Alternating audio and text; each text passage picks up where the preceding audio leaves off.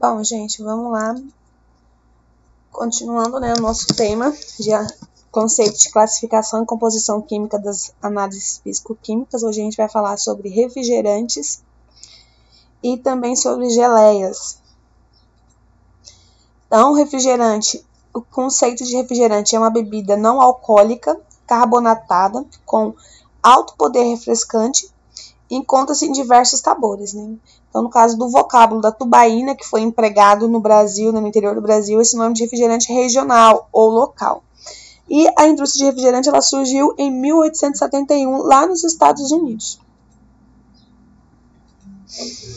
No Brasil, os primeiros registros que a gente tem foi em 1906, mas somente na década de 1920 é que o refrigerante ele entrou definitivamente no cotidiano, né, do brasileiro, começou a ser usual. Em 1942, no Rio de Janeiro, foi instalada a primeira fábrica. O Brasil ele é o terceiro produtor mundial de refrigerantes. A gente fica depois dos Estados Unidos e do México só. O consumo per capita é de ordem de 69 litros por habitante por ano, o que coloca o nosso país em cerca de 28º lugar nesse aspecto, né? A Coca-Cola e a Pepsi, ela detém 3/4 do mercado mundial, é avaliada em uma média de 666 bilhões anuais. A composição do refrigerante. Na sua formulação, ela tem finalidade específica e deve se enquadrar nos padrões, né, que são estabelecidos. Então, dentro desses padrões, a água ela é um constituinte de cerca de 88% do produto final. Ela precisa preencher certos requisitos para ser empregada na manufatura do refrigerante, que é de baixa alcalinidade e sulfatos e cloretos, né? Então, baixa alcalinidade, carbonatos e bicarbonatos interagem com ácidos orgânicos, como ascórbitos e cítricos, presentes na formulação, alterando o sabor do refrigerante, pois reduzem a sua acidez e provocam perda do aroma. Sulfatos e cloretos auxiliam a definição do sabor, porém o processo é prejudicial, pois o gosto ficará demasiado acentuado. Cloros e fenóis. O cloro dá um sabor característico de remédio e provoca a reação de oxidação e despigmentação, alterando a cor original do refrigerante.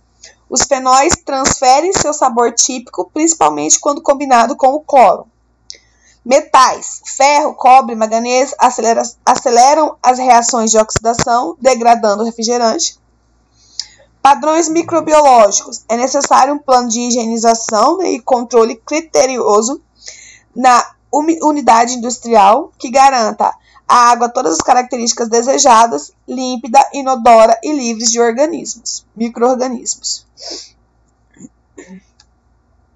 O açúcar é o segundo ingrediente em questão de quantidade, cerca de 11%.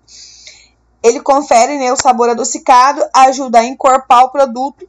Também faz, ele juntamente com os acidulantes, ele fixa e realça o paladar e fornece energia. A sacarose, que é a junção da glicose mais a frutose, e o açúcar comumente usado, que é o comum, que é o açúcar cristal. Os concentrados eles vão conferir o sabor característico à bebida, são compostos por extratos, óleos essenciais e destilados de frutas e vegetais.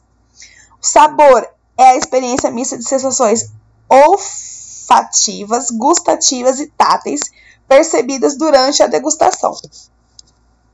Os acidulantes, eles regulam a doçura do açúcar, realçam o paladar, baixa o pH da bebida, fazendo com que, baixando esse pH, ele vai inibir a proliferação de micro-organismos. Todos os refrigerantes possuem pH ácido de 2,7 a 3,5, de acordo com a bebida, né? Na escolha do acidulante, o fator mais importante é a capacidade para realçar o sabor, né, em questão, o sabor desejado para aquele refrigerante. O ácido cítrico, ele é obtido a partir de micro-organismos, de microbactérias, né, como através dos aspergilos, que transforma diretamente a glicose em ácidos cítricos. Os refrigerantes de limão já contêm a composição normal, né, para fazer essa transformação. O ácido fosfórico, ele apresenta maior acidez dentre todos os utilizados em bebidas. É utilizado principalmente nos refrigerantes do tipo cola. O ácido tártaro é usado nos refrigerantes de sabor uva, por ser um dos seus componentes naturais, né, dentro do ácido do tártaro. Os antioxidantes, eles agem prevenindo a influência negativa do oxigênio na bebida. Aldeídos, ésteres e outros componentes do sabor são suscetíveis à oxidação pela oxigenação do ar durante a estocagem. Luz solar e calor aceleram as oxidações. Então, por isso, os refrigerantes eles nunca devem ficar expostos ao sol. Os ácidos ascórbitos e isoascórbitos, eles são usados, né, para essa finalidade de tentar controlar essa oxidação aí. Quando o primeiro não é utilizado, não é com o objetivo de conferir vitamina C ao refrigerante, e sim de servir unicamente como oxidante, tá? Então, às vezes, quando a gente vê ácidos ascórbitos na composição, às vezes pode pensar que é para agregar vitamina ao produto, mas não, é só para fazer com que ele não entre em processo de oxidação, porque o ácido ascórbico ajuda, né, para retrair esse processo de oxidação aí do produto. Os conservantes. Os refrigerantes estão sujeitos à deterioração causada por leveduras, por mofos e bactérias, micro-organismos acidólitos ou ácidos tolerantes. Então, que vão provocar turvações e alterações no sabor e no odor. Então, os conservantes eles vão vir para fazer o quê? Para inibir o crescimento desses micro-organismos, né? Para fazer com que o produto mantenha a sua conformação original por mais tempo. Então, desses conservantes, a gente tem os ácidos benzoicos, que ele atua contra quase todas as espécies de micro-organismos. Ele tem as suas vantagens, porque ele é barato e ele é bem tolerado pelo organismo humano, né, de quem consome. Como esse ácido é pouco solúvel em água, é utilizado em forma de benzoato de sódio. No Brasil, o teor permitido é de 50 mg para cada 100 ml de refrigerante.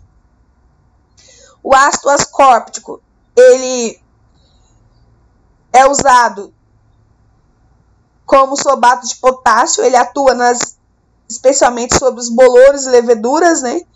A ação ótima dele é quando tem um pH aí de 6, e o teor permitido é de 30 mg para cada 100 ml. Os edulcorantes, ele é uma substância que ele vai trazer sabor, né, à bebida, e também pode ser substituído em algum lugar de sacarose, né? As bebidas que têm baixo valor de calorias, elas seguem o padrão de identidade e qualidade de bebidas correspondente, com exceção do teor calórico. Dióxido de carbono, a carbonatação da vida ao produto, ele vai fazer realçar o paladar e a sua aparência. A sua ação refrescante está associada à solubilidade dos gases em líquidos, que diminui com o aumento da temperatura. Como o refrigerante que é tomado gelado, sua temperatura aumenta no trajeto que vai do estômago até a boca, da boca até o estômago, né?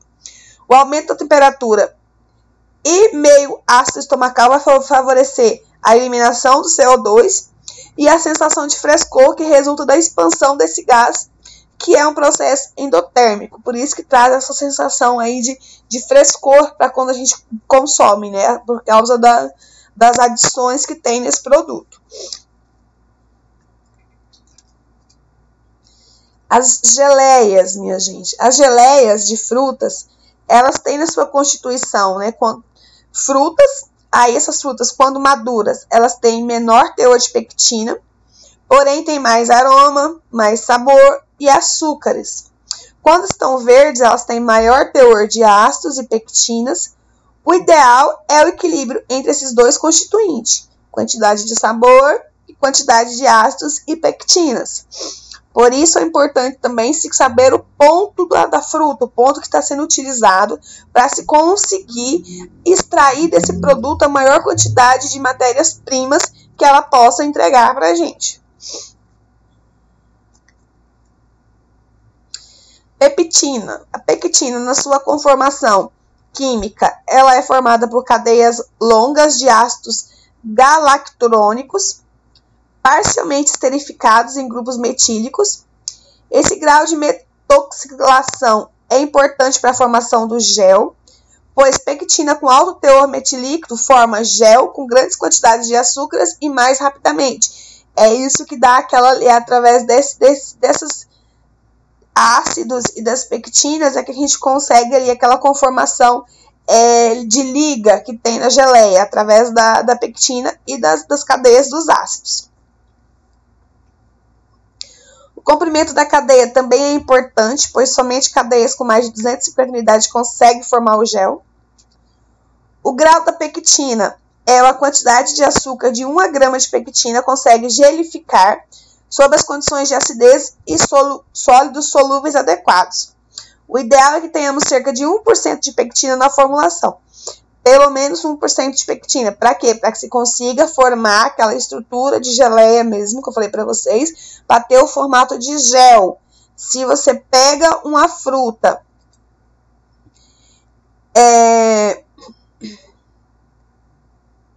muito madura, passando já, ela vai ter um nível de pectina muito baixo, então você vai ter maior dificuldade para trabalhar com esse produto, ou vai acabar formando uma geleia no produto final ali de qualidade mais rala, menos densa, entendeu?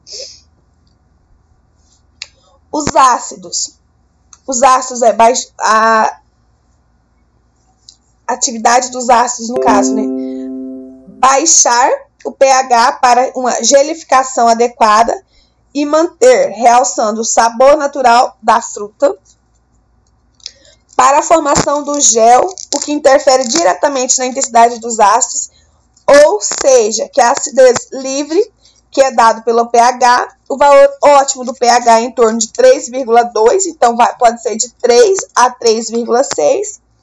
E os ácidos mais usados são os cítricos e os láticos.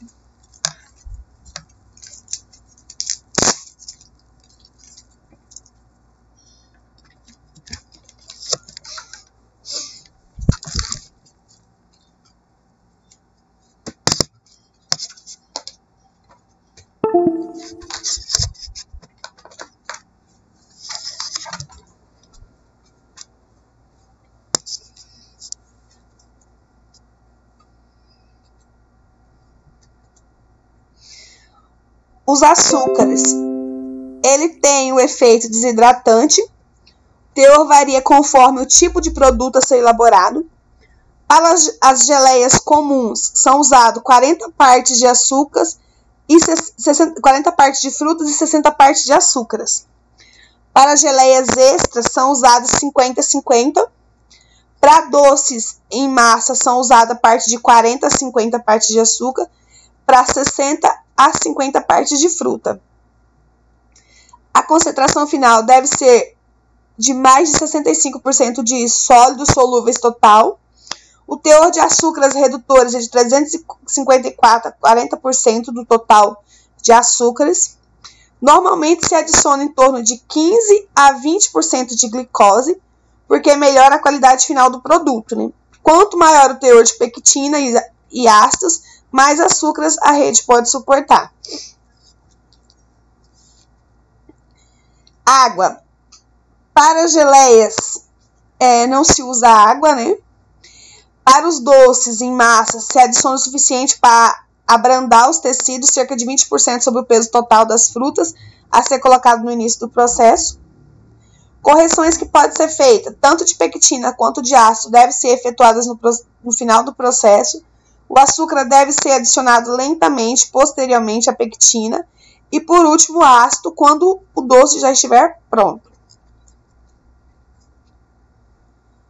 Os conservantes. Podem ser utilizados conservantes permitidos pela legislação, que são os benzoatos de sódio, os sorbatos de potássio, os dióxido de enxofre cuidando sempre, é claro, com a dosagem permitida pela legislação de cada um desses conservantes, né? A concentração do produto, ela deve ser efetuada em um tacho aberto ou a vácuo, sendo este melhor em relação à manutenção e à qualidade final do produto. Durante o tempo de processamento, ele não deve ser muito longo. Por quê? Porque vai acarretar em danos à formação do gel, vai acarretar em escurecimento e algumas qualidades do produto. O final do processo deve ser observado em várias maneiras, como a temperatura, pelo teor de sólidos solúveis totais e pelos métodos práticos.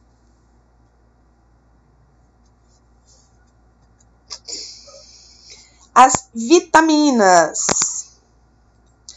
As vitaminas são substâncias orgânicas cuja deficiência provoca estados de carência no organismo, assim mesmo, uma ingestão excessiva de vitamina lipossolúveis também pode dar lugar a estados patológicos, como a hipervitaminose.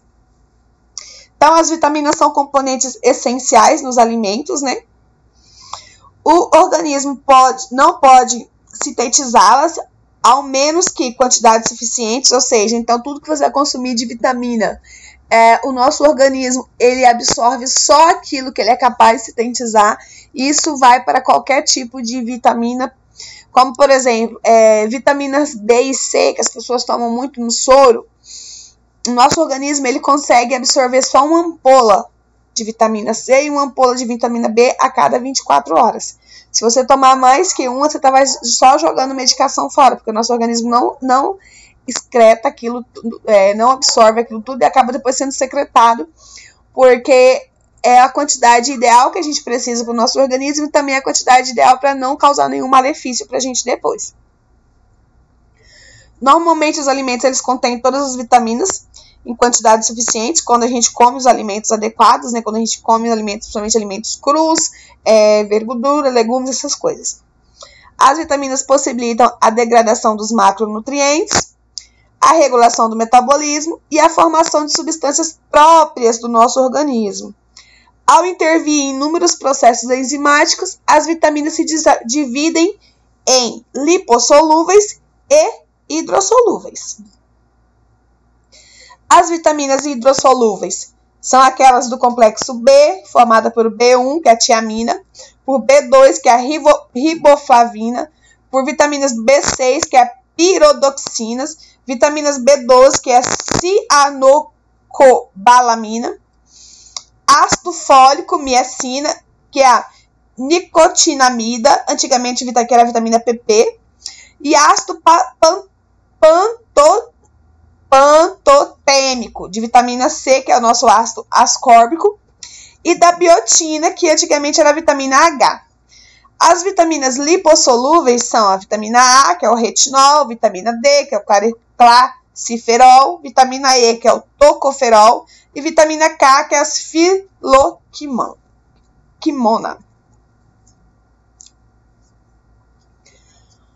O que não é vitamina? O ácido orótico, que antes era a vitamina B13. O ácido p-aminobenzoico, que é um componente de ácido fólico. A esfingomielina e a lectina, que contém colina ou inosita, que são componentes do grupo da vitamina do grupo B. Para muitas dessas substâncias, eram atribuídas anteriormente propriedades vitamínicas, de forma injustificada, inclusive para alguns foi mantido o termo vitamina no nome, mas sem ser, muitas vezes, por motivos publicitários, como, por exemplo, a vitamina F, que são os ácidos graxos essenciais, e a vitamina P, que é a bioflavonoides, e a BR, que é a carnitina, e assim, alguns outros tipos de ácidos e componentes que não são vitaminas, né? Mas que são vendidos como vitamina para fim comercial, né?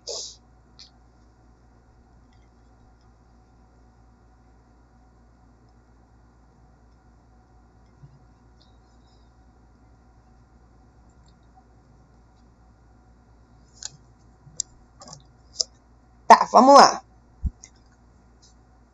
Então, a gente tem ali, através da demanda, né, do interesse das pessoas de procurar alimentos com mais vitaminas, né, com mais nutrientes, e fazendo com que se mantenha, né, um padrão nutricional que traga o teor de vitamina elevado, né? Então, o crescente interesse em relação à demanda de nutrientes entre as vitaminas e, consequentemente, estabelecendo de padrões nutricionais na dieta das populações tem aumentado devido às fortes evidências demonstrando a estreita relação entre a dieta e as doenças humanas. Tal fato resultou em grande investimento de governos nacionais e particulares, além de intensificar as atividades dos laboratórios de análise e dos países envolvidos. Por que isso? Porque às vezes as pessoas fazem as dietas, mas acabam reduzindo também muito o nível de vitaminas que ela absorve, que ela deveria consumir. Isso acaba deixando o organismo deficiente, né? Então, a partir daí começou também a se ter um aumento muito grande de vitaminas em forma de medicação, né? No caso, que é aquela que a gente vai lá e compra na farmácia, vitamina A, vitamina B, vitamina E, de A a Z, que tem esse monte, por causa disso aí, por causa da deficiência alimentar das pessoas fazendo dieta, e acaba cortando muitas coisas, e consequentemente também acaba cortando as vitaminas que viriam para o nosso organismo através daqueles alimentos. Hoje, com o aumento de consumo de alimentos industrializados e a sua maior diversidade aliada à baixa estabilidade de vitaminas, surge a preocupação em adicionar esses nutrientes nos alimentos como medida para recuperar as perdas decorrentes do processo de processamento. Embora muitas vezes o enriquecimento, principalmente de novos produtos, represente uma estratégia de marketing, a adição de vitaminas requer muita atenção, já que algumas, quando ingeridas em níveis superiores ao requerido pelo organismo, pode apresentar toxicidade para o nosso organismo. Métodos analíticos que confirmem com segurança os teores de vitamina em alimentos são desejáveis, pois organismos de fiscalização, conferindo paralelamente com indústrias possibilidade de melhor controle de processamento tecnológico e a nutrição por um melhor planejamento dietético quando associado a informações de biopotência. Destacamos a seguir a importância e a metodologia de análise de algumas vitaminas, especialmente a vitamina C. Porque, gente, a vitamina C tomada em excesso, ela é totalmente tóxica ao nosso organismo, principalmente a função hepática. Então, daí entra a importância também, mais uma vez, da análise clínica dos alimentos, né? Mais uma vez entra a importância da bromatologia aí, para fazer o estudo desses alimentos, para quê? É preciso fazer